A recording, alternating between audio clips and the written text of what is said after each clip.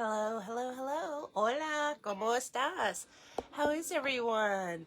Welcome to the book Euphorium, where we get euphoric with books. My name is Lachelle René, and I am your narrator for the next hour during story time. You have entered the book Euphorium, where we get euphoric with books. Okay, so welcome everybody.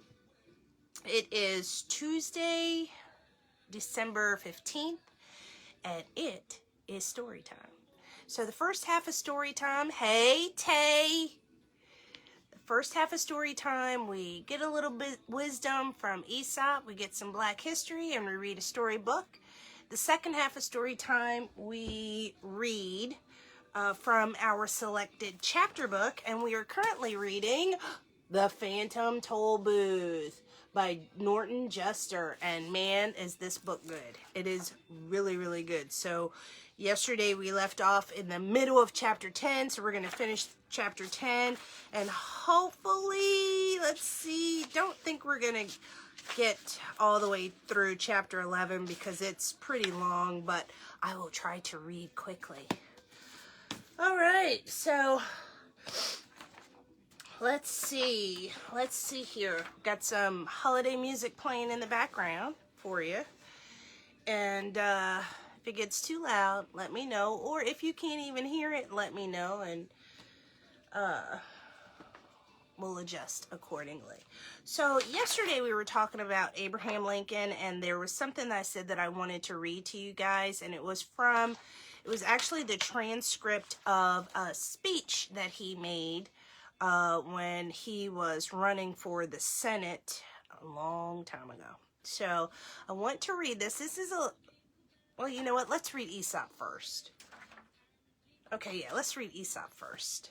All right, so let's kick off the first half of story time with a little bit of Aesop. I have not pre-read this one, so let's see what Aesop has to say. The Fowler and the Viper. Hey, Velda. Hey, Alex. Good to see y'all. We're getting ready to read an Aesop fable, The Fowler and the Viper. A fowler, taking his bird lime and his twigs, went out to catch birds. Seeing a thrush sitting upon a tree, he wished to take it, and fitting his twigs to a proper length, watched intently, having his whole thoughts directed toward the sky. While thus looking upwards, he unknowingly trod upon a viper asleep just before his feet. The viper, turning about, stung him, and falling into a swoon, the man said to himself, "Woe is me, that while I proposed to hunt another, I am myself fallen unawares into the snares of death." Oh. So what is the moral to that one? There's no moral written here, but maybe watch your step, and don't lose focus on everything. Don't just focus on one thing. Be aware of everything around you because you might get hurt. I don't know. All right, so let's see. Little leaders, Abraham. Let's do the little leaders first. Yesterday we read about Bessie Coleman. And don't forget, I said this is round 2 of our Little Leaders, Bold Women in Black History by Vashti Harrison. So this is round 2. And who's that? Augusta Savage. She was born in 1892 and she passed away in 1962. She was an educator and sculptor. Let's do it. Augusta grew up in a poor family with 13 brothers and sisters in Green Cove Springs, Florida. 13 brothers and sisters. As a child, she had no toys to play with, but she loved to make things. Augusta spent time in her backyard, where the soil was rich with natural red clay. This was where she learned to make miniature animals for herself and others. However, her father did not approve of her creativity. Even though it meant angering him, Augusta continued to sculpt. In 1921, she moved to Harlem, a prominent African-American neighborhood in New York City.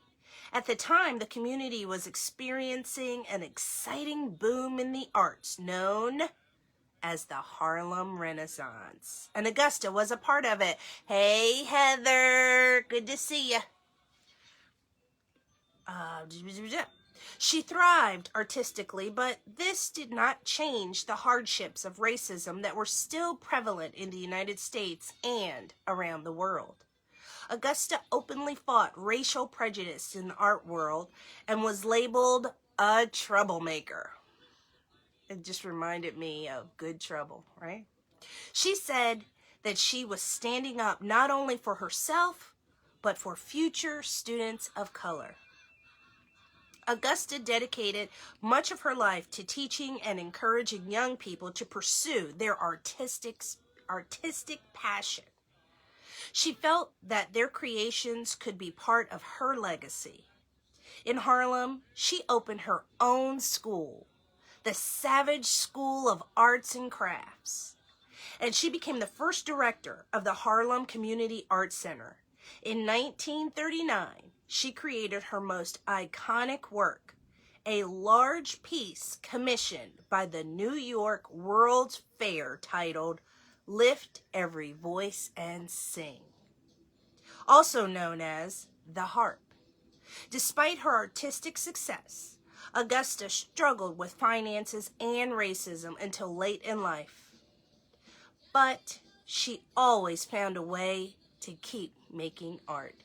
Give it up for Augusta Savage. Yes. So now when people say, oh, that is savage, think about Augusta, because she was savage. All right. Okay. And then we've got our Black History flashcards by urbanintellectuals.com. Today, our flashcard with some bulleted facts is about Carter G. Woodson, born December 19th, 1875, and passed away April 3rd, 1950. Carter G. Woodson. Let's see, there we go. All right. Number 1, he was a historian, author, and journalist. 2, in 1903, he earned a BL degree from Berea College. In 1908, he earned an MA in history from the University of Chicago. And in 1912, he earned his doctorate in history from, guess where? Harvard University. Boom. Fact number 3, he co-founded the Association for the Study of Negro Life and History, later known as the Association for the Study of Afro-American Life and History. He co-founded that in 1915.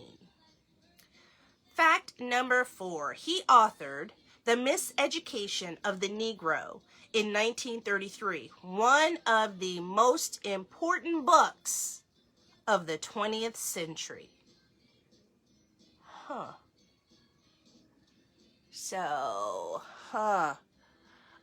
wait a minute. I missed somebody. Hold on. Erica. Welcome to the book Euphorium. Aww. And then, it's your cousin. So your family. Hey, Erica. Welcome. Thanks for joining. Okay, so y'all got to remind me. I need to find The Miseducation of the Negro. Okay, because it says it was one of the most important books of the 20th century. So I'm going to leave this card to the side so I can make sure I look this up. fact number 5. He established the Journal of Negro History in 1915.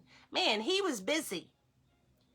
And the last fact, number 6, he launched the celebration of Negro History Week in 1927, eventually expanded and renamed Black History Month. Give it up for Carter G. Woodson. Okay, y'all. Whoop, whoop. Yes. Okay, yeah, I need to look up this book.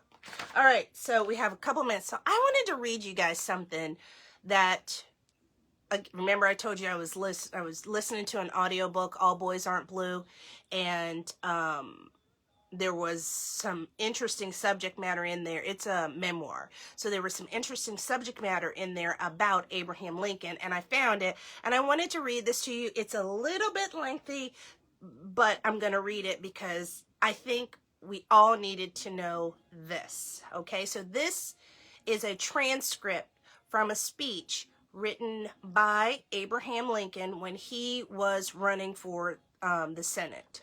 Ready? Let me turn this off so I don't get distracted. This is Abraham Lincoln speaking.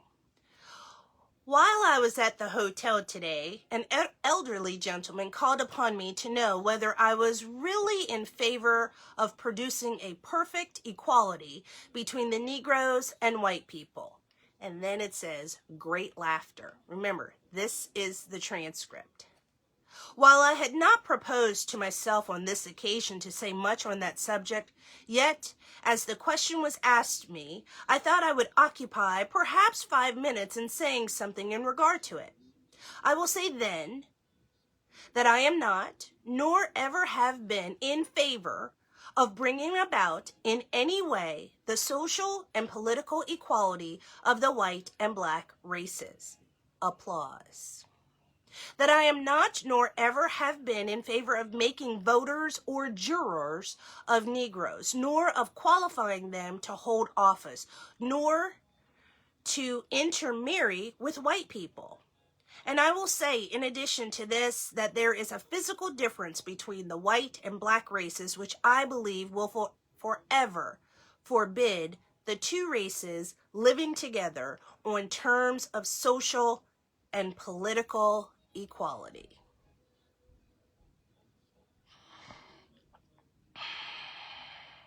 And in as much as they cannot so live, while they do remain together, there must be the position of superior and inferior. And I, as much as any other man, am in favor of having the superior position assigned to the white race. That's all I can read of it right now. Okay? So I'm reading that because we do a little bit of Black history during every story time, and that was so profound to me because when I was going to school, I was told that, you know, Abraham Lincoln was the, yeah, y'all know. So there you go. So if you would like to read more of that, I can't read anymore right now because my chest is getting tight and I'm having a little bit of anxiety. Woo, girl. So if you can Google Abraham Lincoln's debate speeches, and there's actually a website like abrahamlincoln.com or something like that, but the transcripts from all of his speeches are in there, all of them, and I was just so amazed. And when I saw it, I thought of the book Euphorium, and I was like, you know what, let me read this to my friends. Okay, so since I took up so much time, I'm going to read this book called Hanukkah, because we are observing all of the holidays that take place this month. Hold on. Okay, there we go. And since Hanukkah started last Thursday, We are, thank you, Heather. I mean, I don't want to start any drama, but, you know, I like to be informed and educate myself. So when I learn something, I'm like, whoa, wait a minute. Okay, hold on. All right, there we go. Okay, so this one's called Hanukkah by Sarah Friedland, and the illustrations are by Sue Clark. And it's a 3-dimensional celebration. So I will read and then show you the, so look at this. Can you see this? Oh, that looks so pretty. Look, Hanukkah, a 3-dimensional celebration. So I'm going to read these. It says the miracle of the oil. So this is going to educate us some more if you don't know very much about Hanukkah. Ready? Hanukkah is the story of miracles. It is a story so magical that for 8 nights, as we light our Hanukkah lamp, we are drawn back in time to the events of more than 2,100 years ago. Our magic lamp is called the menorah. It holds 9 candles, 8 for each days of Hanukkah, and 1 called the shamash, or helper candle, that lights the others. In 168 BCE, the Syrian Greeks who ruled Jerusalem desecrated the temple, the holiest place in the land of Israel. Then, oops. Sorry. That was Siri. Then a miracle happened. Remember this name, y'all? Judah Maccabee. And a small band of followers fought the powerful rulers and recaptured the temple. In the temple sanctuary was a 7-branched menorah. When the people came to rededicate the temple, the word Hanukkah means dedication, they found enough pure oil to keep the menorah lit for only 1 day. The people were very worried that the light would go out. So imagine their joy when the oil burned for 8 days. Then Judah Maccabee decreed that 8 days of rejoicing be celebrated by future generations. And look at this. This is, there's the menorah. Can y'all see that? Here we go. Yeah, but there you go.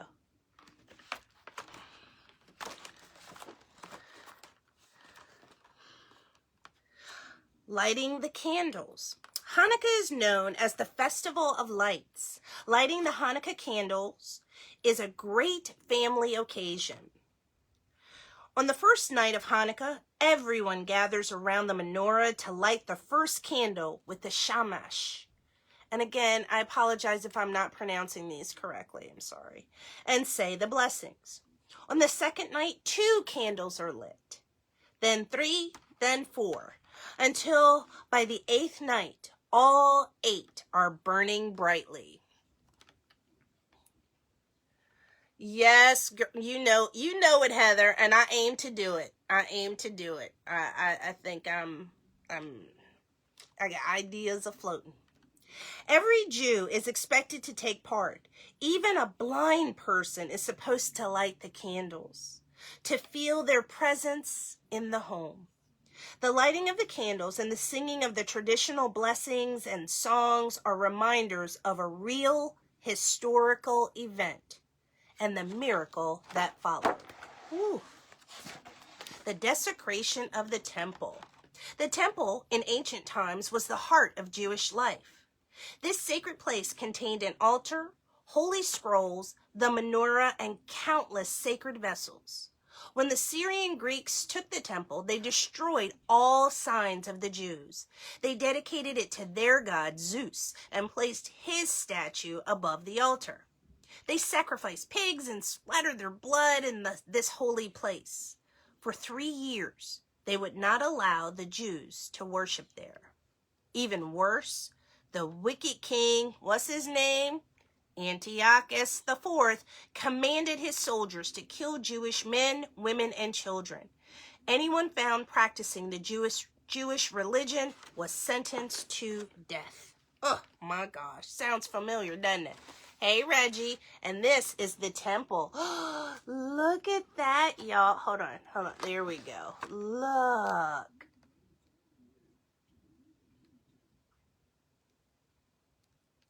Good seeing you too, Reggie. Look at, isn't that gorgeous? That was the temple. Okay.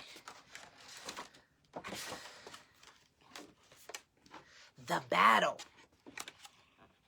As a boy, Judah Maccabee saw how King Antiochus and his followers persecuted the Jews. When Judah grew up, he persuaded his 4 brothers to join him in recruiting a tiny army to fight their persecutors.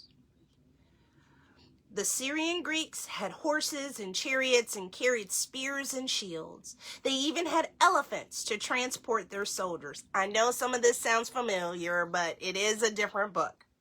The army of the Maccabees had little more than faith and the will to win. But they knew their land well and could fight stealthily at night. They knew where to hide, in caves and behind boulders, and when to attack. For more than 2 years, they fought with great courage. Look at this one. Can y'all see that? Ooh, look at the battle.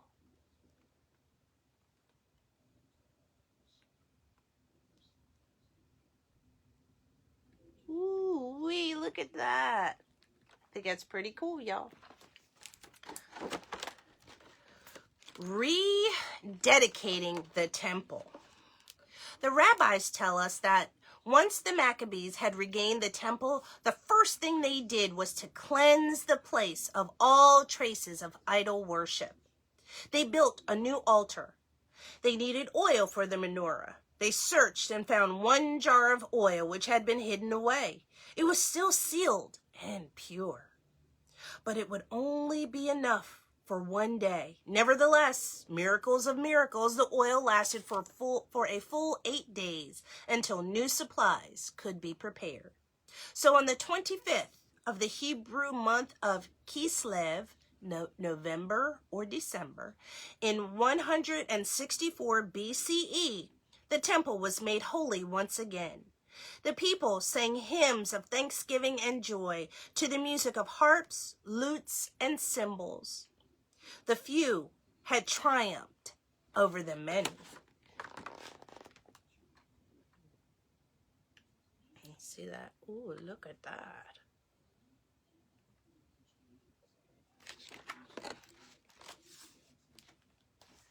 The dreidel game. Hanukkah is very much a time for fun, as well as for remembering history. No work is to be done while the candles are still burning. It's a time for telling stories, asking riddles, and playing games. Any number of people can play the dreidel game, spinning the 4-sided Hanukkah top. Each player puts something into a middle pile, usually sweets or nuts or possibly a coin. Parents or relatives sometimes give children coins, known as Hanukkah gelt, as a special present at this time. But no one is allowed to bet anything of great value. The dreidel has a Hebrew letter on each of its 4 sides. These are the first letters of the Hebrew words for a great miracle happened there. Wow. Did y'all know that? Spin the dreidel. If it stops on the letter none, you don't get anything from the middle pile. But you don't lose anything either. If the top comes down on a hay, H-A-Y, the spinner gets half the kitty. The unlucky one is the player whose dreidel falls on the shin. That means he or she has to put in another penny or piece of candy. The player who manages to spin the dreidel so that it lands on the letter Gimel takes everything in the middle pile and wins the game.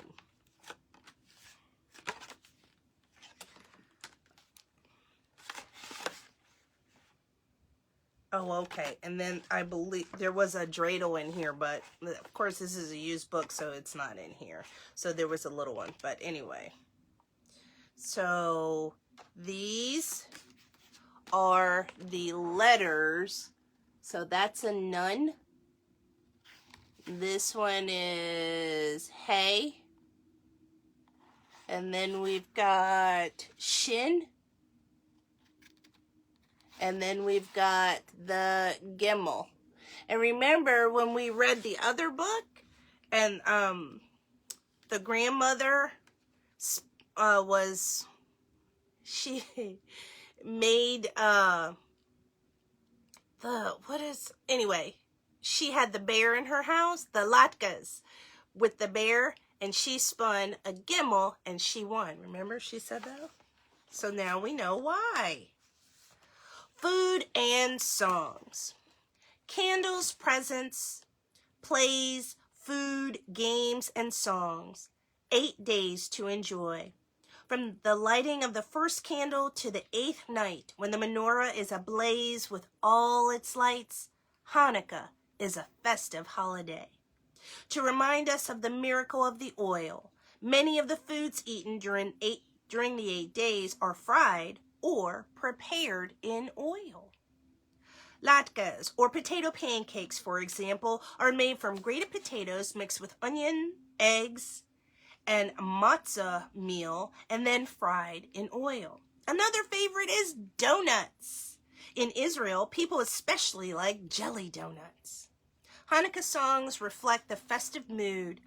Some are centuries old, like the traditional Ma'oz Zur, Rock of Ages, which is usually sung in Hebrew. Others are newer. And so this is just a portrait of all different types of food on the table. And so there's some, I Have a Little Dreidel is one of these songs. Okay, so I Have a Little Dreidel and Rock of Ages, the words are here. And then the last page here, it says Hanukkah around the world. In the United States, Great Britain, and Western Europe, Jews eat traditional Hanukkah food, sing, play games, and exchange presents with family and friends. Children go to Hanukkah parties where the story of the battle is enacted. Everyone wants to be Judah Maccabee. In Eastern European countries like Romania, where for years Jews celebrated only in secret, Hanukkah is now a festival of freedom. The chief rabbi leads a procession traveling from village to village, lighting Hanukkah lights in synagogue halls. And here's this. Ooh, look at this. Here's another. Ooh.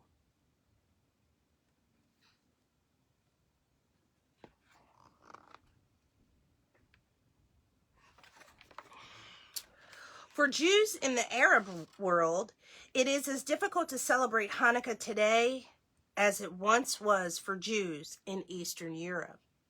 Hanukkah is seen as marking a military victory, and Jews who light their candles do so behind drawn curtains and locked doors. Hanukkah is celebrated most joyfully in Israel. Electric menorah lights glitter inside and outside buildings, large and small. Here, as in some other cities around the world, people are lifted in big machines called cherry pickers to light each huge outdoor menorah. From the Israel city of Modin, the birthplace of Judah Maccabee and his brothers, runners take a flame in relays on the first night of Hanukkah to Jerusalem and Tel Aviv. Happy Hanukkah. Oh, there we go. So that was Hanukkah by Sarah Friedland. So now you know a little bit more about Hanukkah. Okay, so let's do a quick recap. We got our dose of Aesop in today. We read about Augustus Savage. who was an educator and sculptor. And we got some knowledge about Hanukkah by Sarah Freeland in this beautifully written and three-dimensional pop-up book. Isn't that beautiful? All right, y'all. There we go. Ah. Yes, I love that, Heather. Live with purpose despite adversities. Yes, I agree. There's sometimes some of these books are just so exactly what you said. Inspirational and educational, and to know that, you know, some people are still celebrating Hanukkah and hiding. Whew. That's deep, right? So another thing to be grateful for. Okay, so now you know it's time for me. That brings us to the end of the first half of story time, y'all.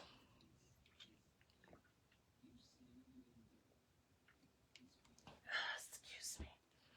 All right, now it is time for the second half of story time, where I am so getting into this book. Oh, and I think I told you guys that I've picked up this. Our next book is going to be The Little Prince. I don't know if anybody has ever read this book, but this was one of the books that, I'll tell you guys a quick little story. When I was maybe in middle school, my dad started bringing home books, and I would have to read them and then do a report on them. Had nothing to do with school. I believe the first one was Little Women. Had to read it, write a story, and write a report, and I would get like, here we go. But I tell him to this day, it is his fault that I have this addiction for books. And y'all are only seeing, that's a little corner. In front of me is the whole Euphorium, and it's full of books. So, and I had to read The Scarlet Letter, The Hobbit, and all 3 volumes of The Lord of the Rings. All kinds of crazy stuff. But this was a book that my dad had me read, The Little Prince. And when I was younger, I didn't quite really understand it, but I do now. And there is a little movie, I believe it's on Netflix, called The Little Prince, and it's so cute. So you see it's pretty thin. So we're going to do this one after we finish the Phantom Tollbooth. All right. So where did we leave off yesterday? Oh, they were they were in a city called Reality, right? Oh, and the little boy Alec was getting ready to tell a story. So let's see. Okay. Milo had said, "It must be very difficult to live in a city you can't see," Milo insisted, jumping aside as the line of cars and trucks went by. "Not at all. Once you get used to it," said Alec, "but let me tell you how it happened." And as he strolled along the bustling and busy avenue, he began. "Many years ago, on this very spot, there was a beautiful city of fine houses and inviting spaces, and no one who lived here was ever in a hurry. The streets were full of wonderful things to see, and the people would often stop to look at them." "Didn't they have any place to go?" asked Milo. "To be sure," continued Alex, "but, as you know, the most important reason for going from one place to another is to see what's in between, and they took great pleasure in doing just that. Then, one day, someone discovered that if you walked as fast as possible and looked at nothing but your shoes, you would arrive at your destination much more quickly. Soon, everyone was doing it." Hold on. I was like, why is, like, old, the 70s, 80s, and 90s music playing. It's because my iPod is playing Apple Music instead of Pandora. I'm getting there. There we go.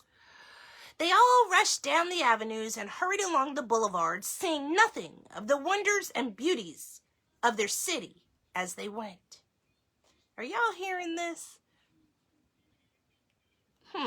So at first they could see everything when they were taking their time, observing everything, looking at the beauty, and then, Milo remembered that many times he'd done the very same thing. And as hard as he tried, there were even things on his own street that he couldn't remember. No one paid any attention to how things looked, and as they moved faster and faster, everything grew uglier and dirtier. And as everything grew uglier and dirtier, they moved faster and faster. And at last, a very strange thing began to happen. Because nobody cared, the city slowly began to disappear. Day by day, the buildings grew fainter and fainter, and the streets faded away, until at last it was entirely invisible. There was nothing to see at all. "What did they do?" the humbug inquired, suddenly taking an interest in things. "Nothing at all," continued Alec. "They went right on living here just as they'd always done, in the houses they could no longer see, and on the streets which had vanished because nobody had noticed a thing. And that's the way they have lived to this very day." "Hasn't anyone told them?" asked Milo. "It doesn't do any good," Alec replied, "for they can never see what they're in too much of a hurry to look for." "Why don't they live in illusions?" suggested the humbug. "It's much prettier." "Many of them do," he answered, walking in the direction of the forest once again. "But it's just as bad to live in a place where what you do see isn't there as it is to live in one where..." Hold on a second. This is killing me, y'all. Okay. "But it's just as bad to live in a place where what you do see isn't there as it is to live in one where what you don't see is." Wow. "Perhaps someday you can have one city as easy to see as illusions and as hard to forget as reality," Milo remarked. "That will happen only when you bring back rhyme and reason," said Alex, smiling, for he had seen right through Milo's plans. "Now, let's hurry or we'll miss the evening concert." They followed him quickly up a flight of steps which couldn't be seen and through a door which didn't exist. In a moment, they had left reality, which is sometimes a hard thing to tell, and stood in a completely different part of the forest. The sun was dropping slowly from sight, and the stripes of purple and orange and crimson and gold piled themselves on top of the distant hills. The last shafts of light waited patiently for a flight of wrens to find their way home, and a group of anxious stars had already taken their places. "Here we are," cried Alec, and with a sweep of his arm, he pointed toward an enormous symphony orchestra. "Isn't it a grand sight?" There were at least 1,000 musicians ranged in a great arc before them. To the left and right were the violins and cellos, whose bows moved in great waves, and behind them, in a numberless profusion, the piccolos, flutes, clarinets, oboes, bassoons, horns, trumpets, trombones, and tubas were all playing at once. At the very rear, so far away that they could hardly be seen, were the percussion instruments. And lastly, in a long line up one side of a steep slope, were the solemn bass fiddles. On a high podium in front stood the conductor, a tall, gaunt man with dark, deep-set eyes and a thin mouth paced carelessly between his long, pointed nose and his long, pointed chin. He used no baton, but conducted with large, sweeping movements which seemed to start at his toes and work up through his body and along his slender arms and end, finally, at the tip of his graceful fingers. And here he is. Woo!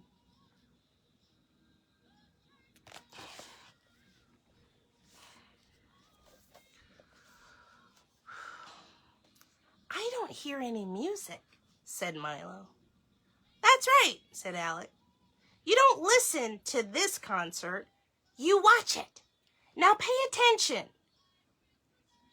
As the conductor waved his arms, he molded the air like handfuls of soft clay, and the musicians carefully followed his every direction. What are they playing? Asked Tock, looking up inquisitively at Alec. The sunset, of course. They play it every evening about this time. They do? Said Milo quizzically. Naturally, answered Alec. And they also play morning, noon, and night. When, of course, it's morning, noon, or night. Why, there wouldn't be any color in the world unless they played it. Each instrument plays a different one, he explained, and depending, of course, on what season it is and how the weather's to be, the conductor chooses his score and directs the day. But watch, the sun has almost set, and in a moment, you can ask Chroma himself. Look at the orchestra. Woo-wee!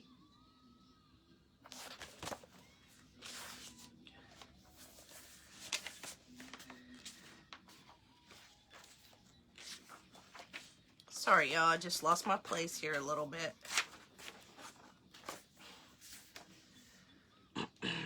The last colors slowly faded from the western sky, and as they did, one by one, the instruments stopped, until only the bass fiddles, in their somber, slow movement, were left to play the night, and a single set of silver bells brightened the constellations.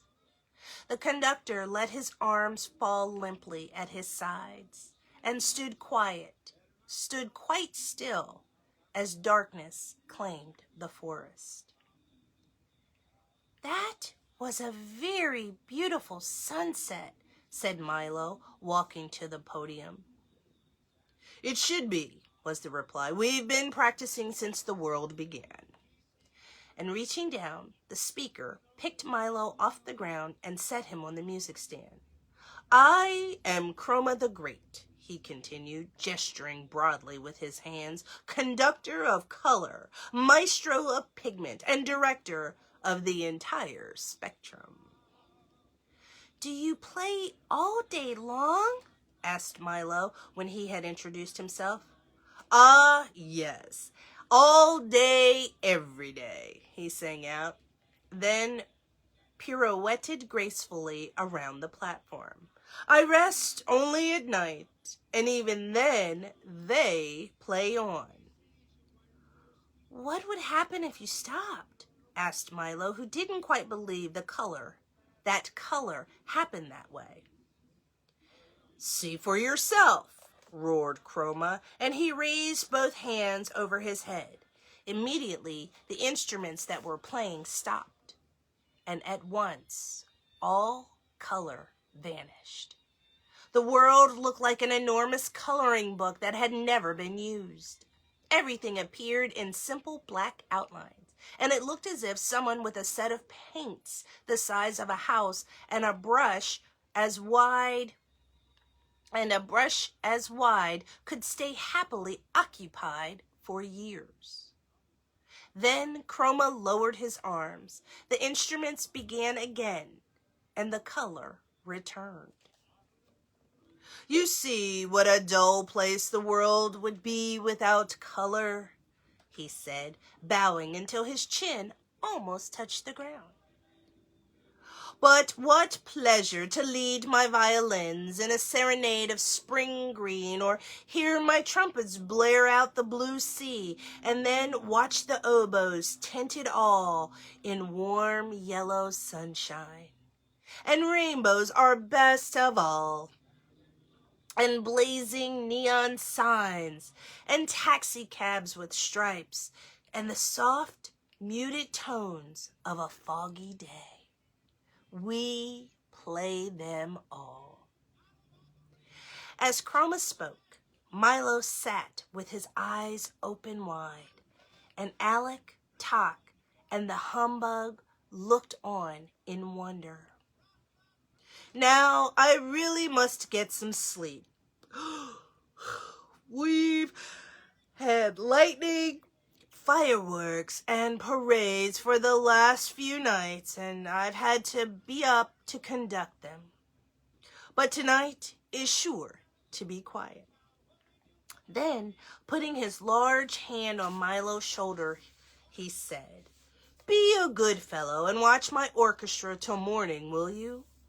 And be sure to wake me at 5:23 for the sunrise. Good night, good night, good night." With that, he leaped lightly from the podium and, in 3 long steps, vanished into the forest.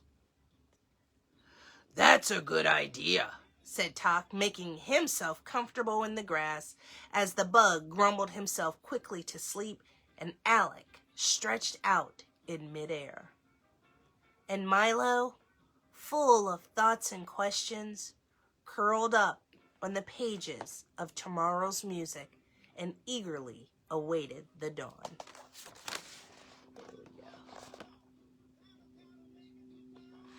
Time check. Okay, we've got 10 minutes.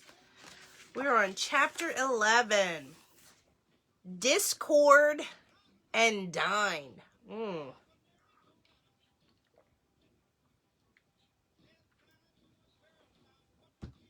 And it's spelled D-Y-N-N-E.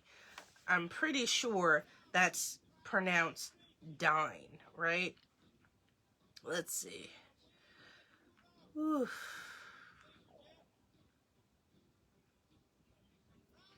Let's see.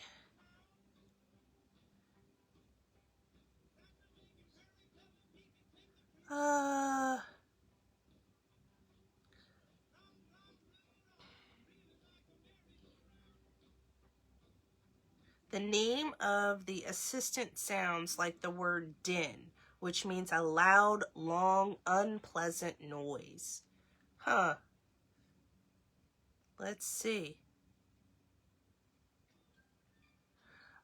It might be din.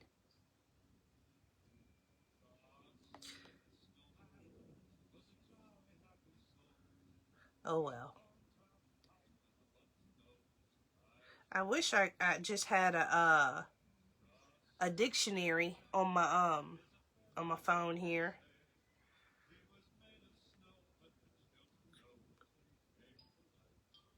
Okay, sorry y'all. Okay. Maybe it is din. That would make more sense. One by one, the hours passed, and at exactly 5:22, by Tock's very accurate clock, Milo carefully opened one eye, and in a moment, the other. Everything was still purple, dark blue, and black, yet scarcely a minute remained to the long, quiet night. He stretched lazily, rubbed his eyelids, scratched his head, and shivered once as a greeting to the early morning mist. "I must wake Chroma for the sunrise," he said softly. Then he suddenly wondered what it would be like to lead the orchestra and to color the whole world himself. The idea whirled through his thoughts until he quickly decided that since it couldn't be very difficult, and since they probably all knew what to do by themselves anyway, and since it did seem a shame to wake anyone so early, and since it might be his only chance to try, and since the musicians were already poised and ready, he would, but just for a little while. And so, as everyone slept peacefully on, Milo stood on tiptoes, raised his arms slowly in front of him, and made the slightest movement possible with the index finger of his right hand. It was now 5:23 a.m. As if understanding his signal perfectly, a single piccolo played a single note, and off in the east, a solitary shaft of cool lemon light flickered across the sky. Milo smiled happily and then cautiously crooked his finger again. This time, 2 more piccolos and a flute joined in, and 3 more rays of light danced lightly into view.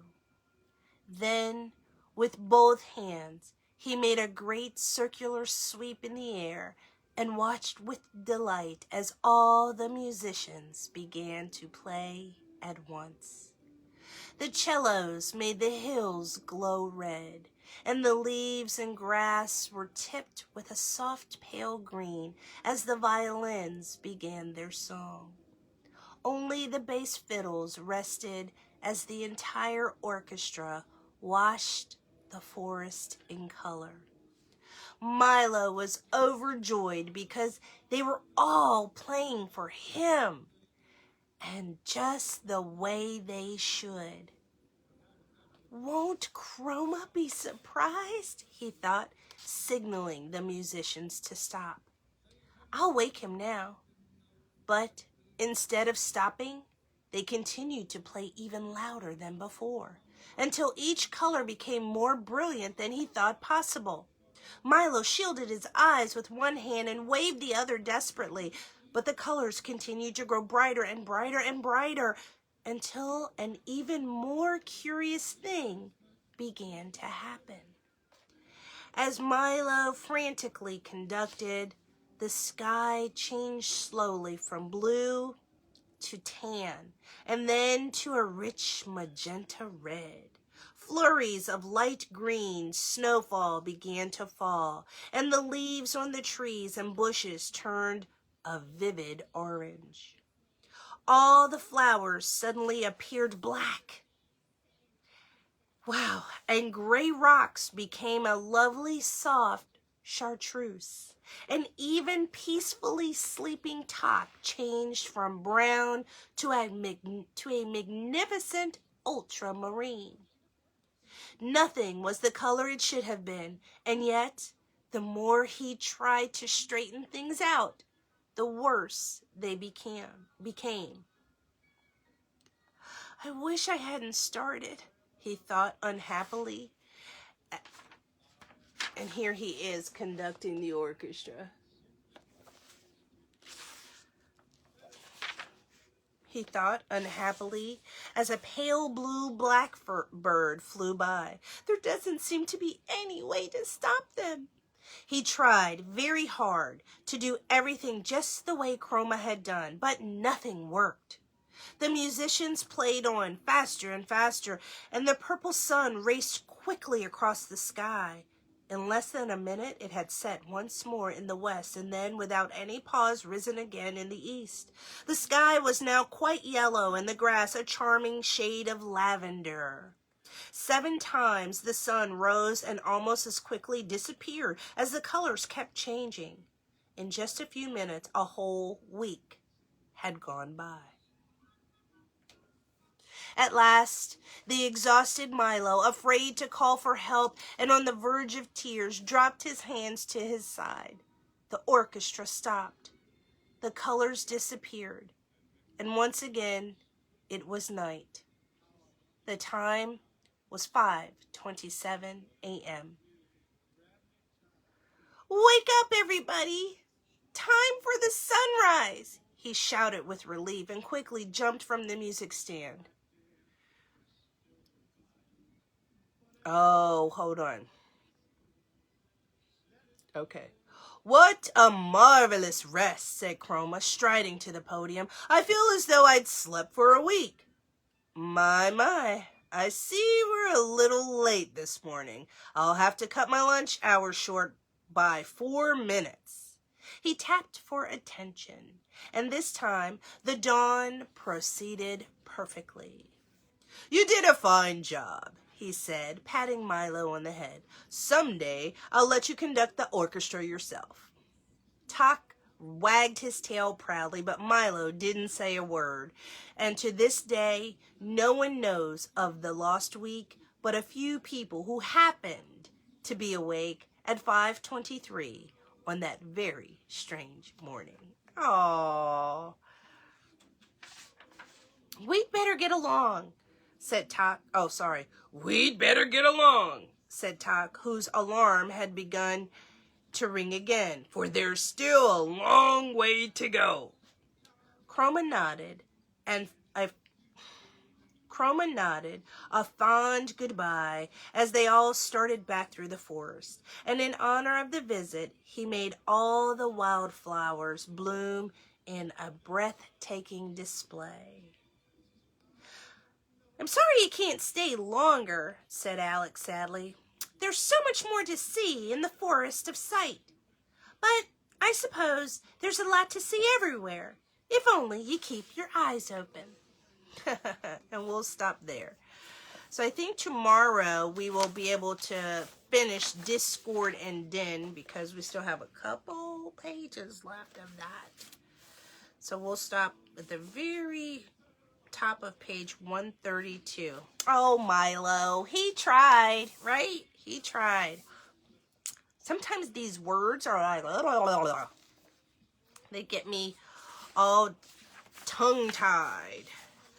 Wow. The Silent Valley is chapter 12. Let's see. I was just looking to see how many chapters are in this book. 20. 20 chapters. So we are more than halfway through. Here we go. So that, my friends, was our reading of The Phantom Tollbooth by Norton Juster. And thanks, Velda. Yeah, I love this book. I love it, love it, love it. It's so much fun. And I'm glad we're reading it for the month of December because it's been a year, y'all. It's been a year, and I'm just in the mood to read light and fun books like this, so, for story time. But anyway, my friends, I hope you guys have a wonderful evening. I will see you guys tomorrow at 7 o'clock. Thank you so much for always supporting me. Don't forget to check out LachelleRené.com because I put some new designs out there.